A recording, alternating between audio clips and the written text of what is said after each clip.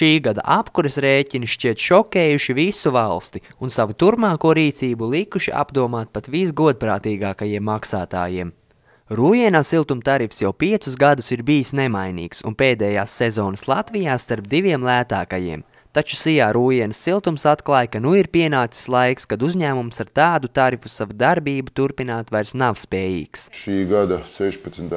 janvārī tika apstiprināts jaunais tarifs, 38 lati un 35 centīmi. Tas ir pieaugums 19%. Jaunais siltumtarifs stāsies spēkā ar šī gada 1. martu, taču daļu rūjieniešu tas neietekmēs, jo viņi savus dzīvokļus ir vai nu privatizējuši un apsilda tos ar malku, vai arī tiem ir sava katlu māja. Cik jums ir jāmaksā par apkuru mēnesī? Nu kā kuru mēnesi? Šo mēnesi laikam bija 29. Nav jāmaksā, mums ir malka. Mēs ir malku kurībā. Man ir privatizēt dzīvoklis. Jūs dzīvot privāt mājā? Nē, īrēta dzīvokli, bet pat ir malkas apkuri. 70 latviešu pa apkura santīmiem. Vidēji mēnesī ir jāmaksā kādi 100 lati 3 dzīvoklim, bet nu jau pa kādiem 200 latiem jau visai ziemai malku nopirkt. Jums ir mājās silts šajos ziemas vakaros? Iztikt var. Nu pārāk silts nav, 18 grādu, 19.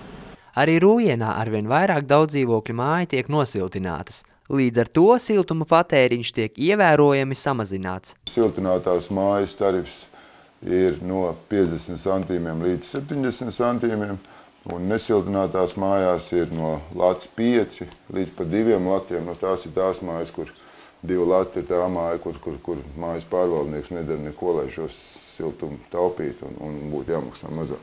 Ilmārs Bērziņš bija pirmais namu pārvaldnieks Rūjienā, kura māja tika nosiltināta. Projekts izmaksāja abām dzīvokļu mājām 126 000, no kā Eiropa līdzfinansēja gandrīz 50%. Maksājumi ir saglabājušies iepriekšējās kopējos maksājumu ietvaros. Vienīgi, kas ir mazāk palicis, ir samazinājusies patērētā siltuma enerģija. Ja iepriekšējos gados 1 kvadrātcena izmaksāja lats kvadrātmetrā, tad oktobrī 1 kvadrātcena izmaksāja 53 centīmus. Rūjieniešu parāds uz doto brīdi ir gandrīz 14 000 latu, un tas turpinās augt līdz pat apkuras sezonas beigām.